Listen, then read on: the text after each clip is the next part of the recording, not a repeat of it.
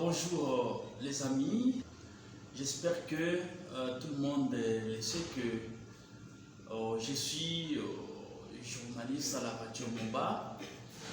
Ça fait longtemps, depuis 2015. Et donc, je n'allais pas normalement commencer par la situation actuelle, mais je dois commencer peut-être à me présenter. Mon nom c'est Kaputa Kapaipi Daniel, dit Dalios. Je suis né à Mungalaba.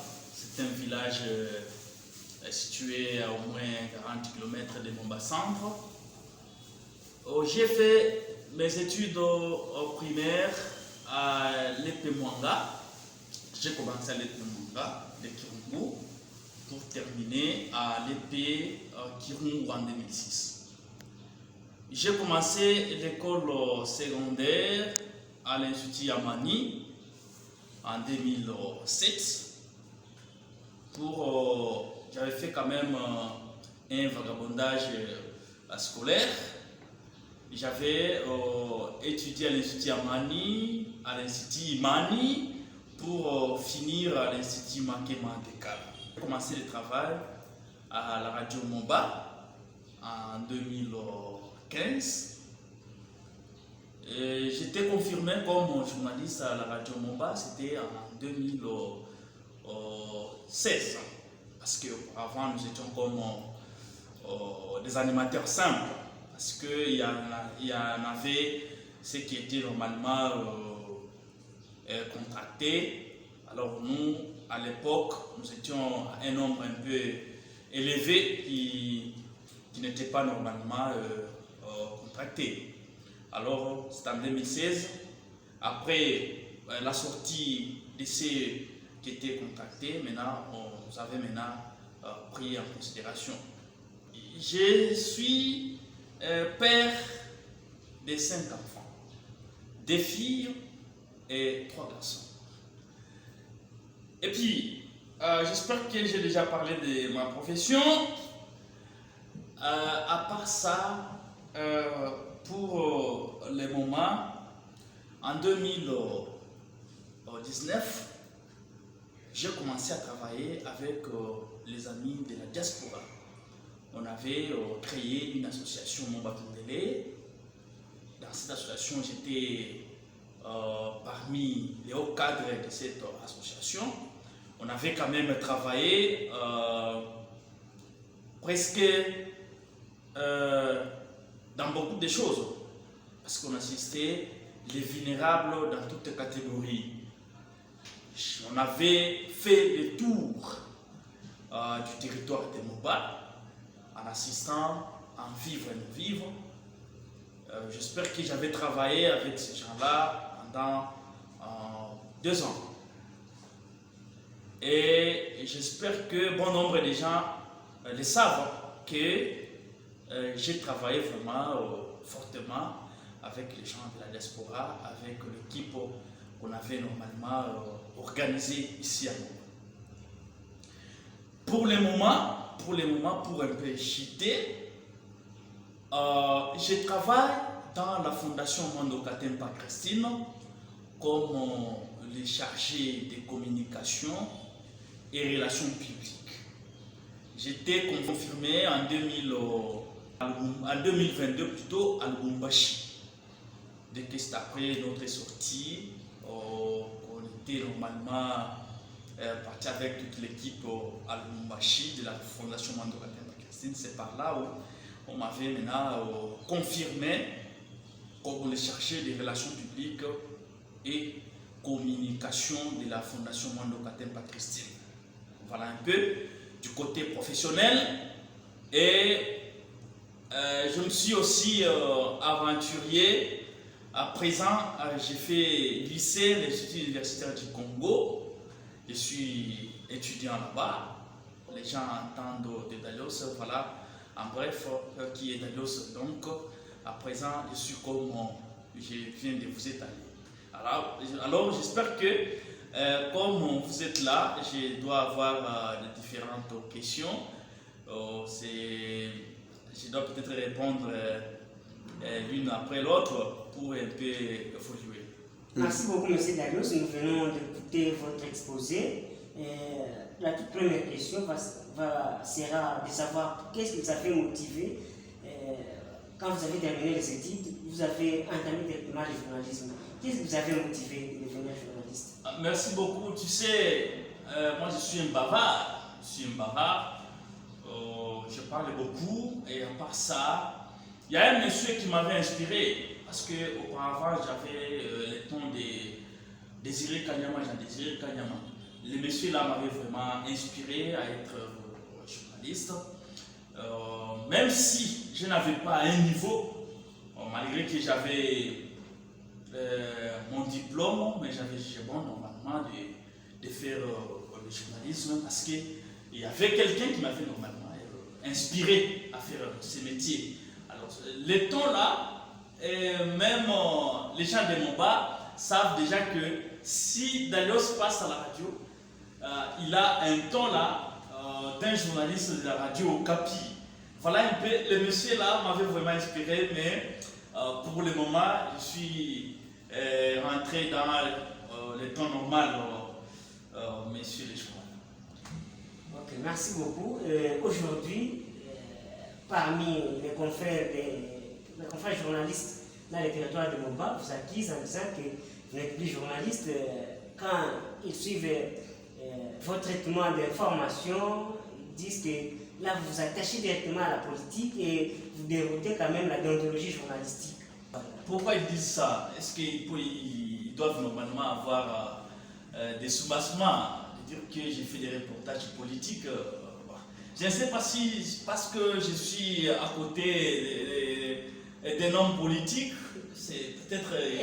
Et vous accusent aussi dans des groupes où vous réagissez trop en défendant quelques politiciens, c'est tout ça. C'est qu'ils disent que là, vous n'êtes plus journaliste. Bon, merci beaucoup. J'espère que ces derniers mois, je ne réagis pas dans les groupes, dans les réseaux sociaux, parce que j'ai pris un certain moment, je me suis dit, j'ai pris la décision de dire que je n'ai plus normalement réagir, pourvu que les gens, si une fois vous réagissez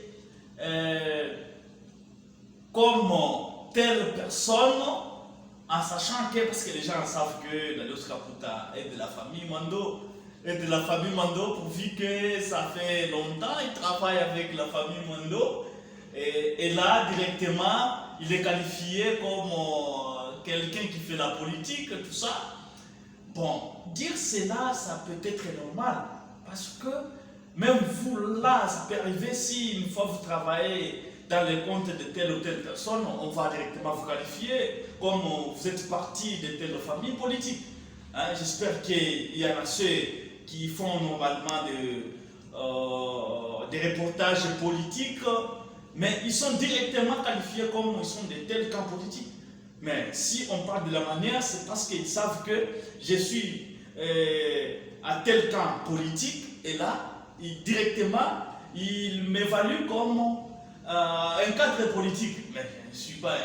Mais le temps viendra de dire que si je laisse le journalisme, je dois écrire à notre structure AJIMO.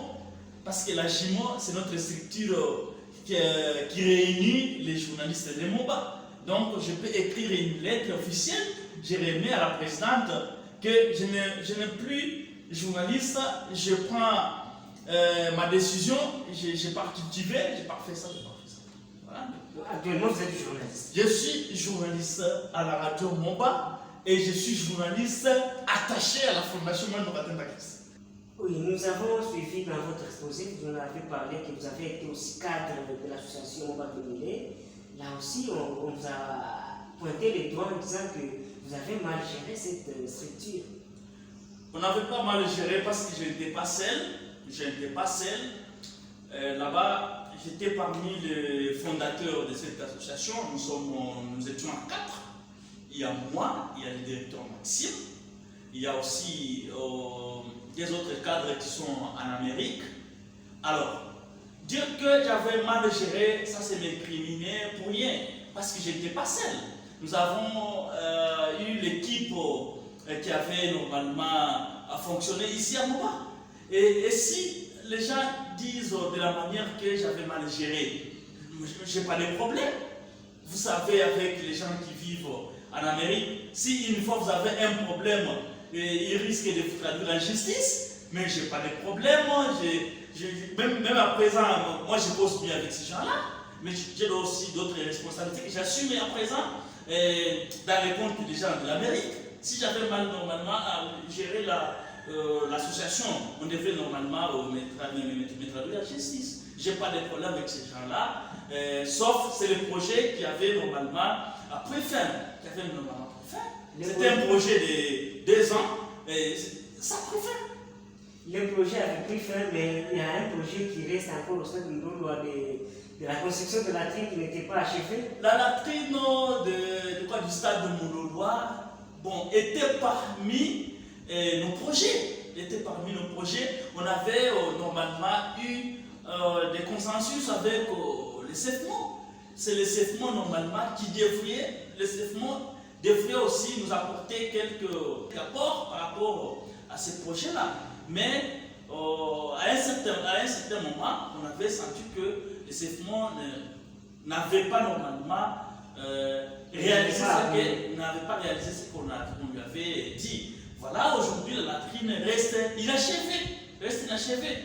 C'est notre projet, je sais ça, c'est notre projet, mais le temps viendra, si on renouvelle encore d'autres projets, on peut aussi terminer notre projet.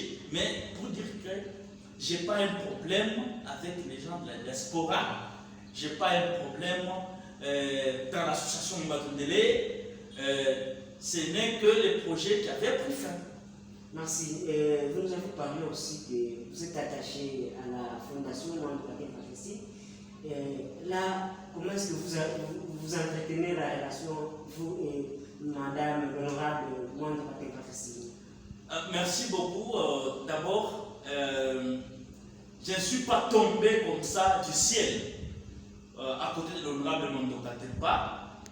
Il y a un monsieur à qui je salue beaucoup, monsieur Papi Ndouba Drouba. Aujourd'hui, il est le coordinateur de cette formation Mwandokate Patricie. C'est bien lui qui m'avait mis en contact avec la Lune du Tanganyika. Si vous avez posé la question de savoir quelle relation y a-t-il entre vous et la présidente, mais l'honorable Mwando, c'est mon idéal visionnaire. Parce que vu que l'honorable Mwando Katemba a des visions concrètes avec vis-à-vis de son territoire à Moba. Son territoire de Moba, j'ai jugé bon d'être à côté d'elle. Parce qu'elle a normalement un sens de responsabilité envers son territoire. Parce que l'honorable Mwando s'impose. L'honorable Mwando est arrivé à s'imposer. Voilà. L'honorable Mwando est mon déo visionnaire. Pourvu que vous avez souligné que j'ai eu à travailler dans les cadres, dans le cadre social.